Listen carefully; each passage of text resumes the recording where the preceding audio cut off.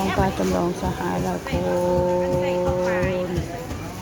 ก็เด็กรวมนิดก็ได้แก่ที่บอกที่เก่งไม้ยาวที่ละงกเรา10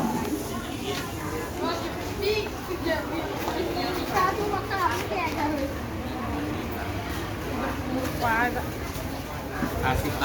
าทมาเลย10อะไรไหมชมกันนะ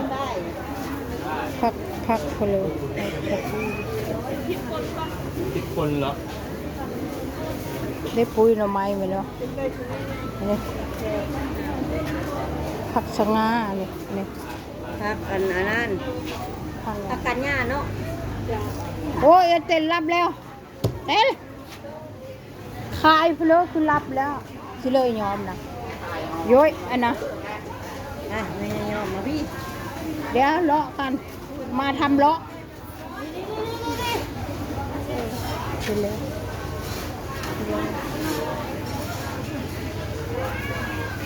จะถามมันไม่ยอมขายอะไร เอาเห็ดเพาะบ่ได้ขายแล้วชิโลกล้วย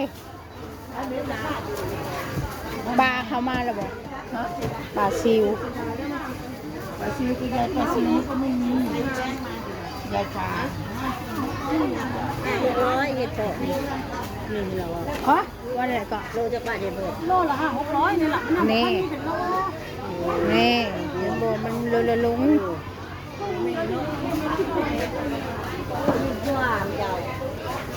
แล้วว่ามาเอา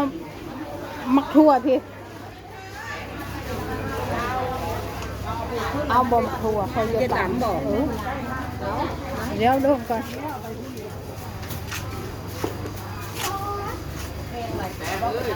10 บาทเ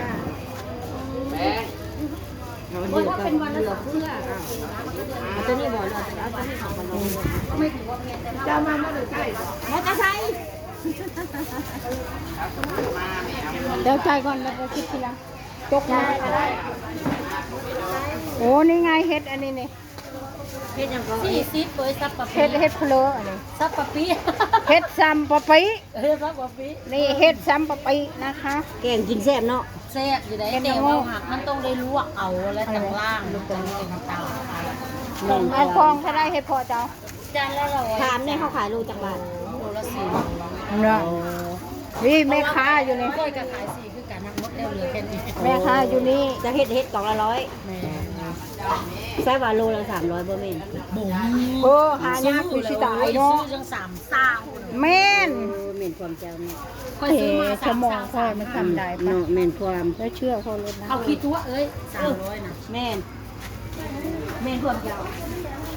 ราคาที่ตกมักพริกเฮาได้อยู่อุ้ยปลานี่เฮ็ดปวกนี่50 บาทเห็ดปวก50 บาทเห็ดปวกไก่น้อยได้ลูกออดนะกองเท่าไรลูกออดโอ้บ่คอยบ่กินลูกกบแม่มันก็บ่กิน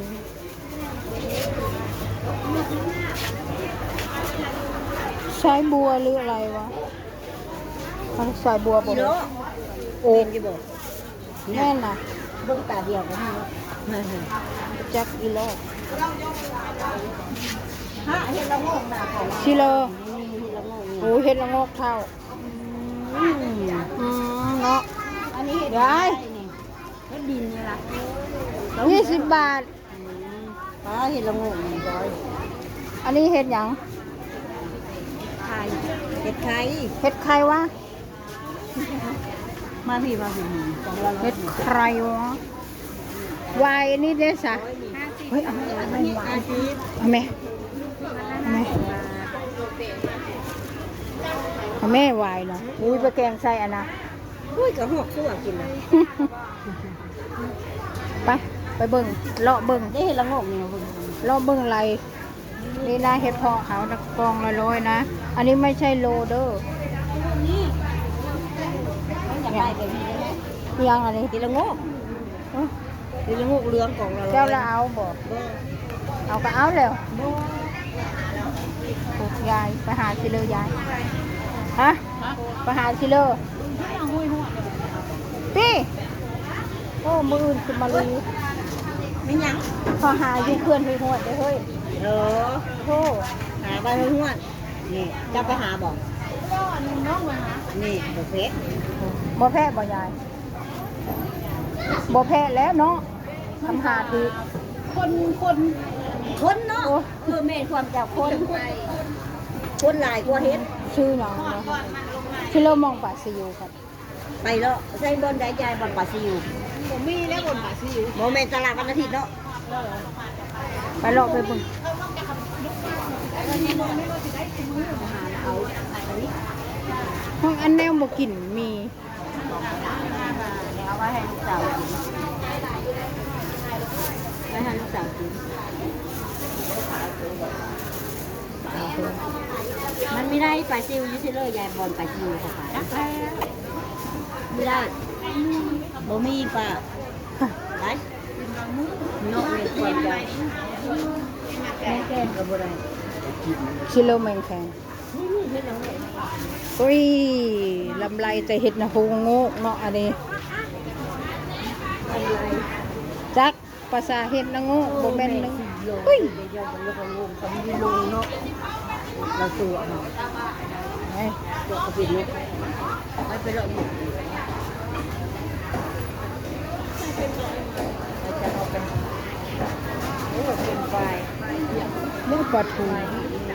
ปลาทูเอาแม่เอาแม่เอาละแม่ เหนียวไปไม่ได้เห็ดอุ่น เอาชื่อหยังชื่อเนื้อหรือชื่อหยัง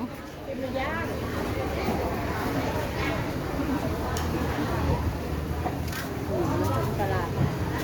เอาแล้วประเด็นกันนะ หยังไปเอาแต่ปลาแดก เก่งมาใหม่เก่งนิดหนึ่ง อุ๊ยฮอนเด้ยายเอาปลาแดกตวงถุงหนึงปลาแดกแซ่บ เส้นประเด็นงู ปลาแดกป้าดาอร่อย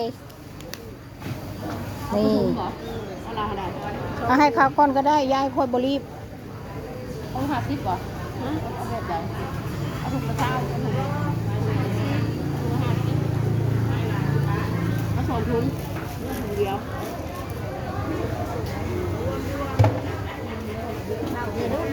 โอ้ยค่อยบรีบยังวะ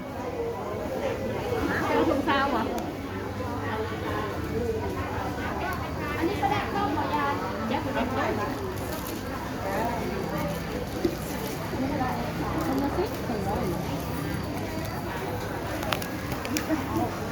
อยากกินแม่ใช่ คือได้ อันนี้ได้สามบุญเงิน โอ้โหอย่าลืมกดไลค์กดแชร์กดติดตามให้คุณยายด้วยนะคะ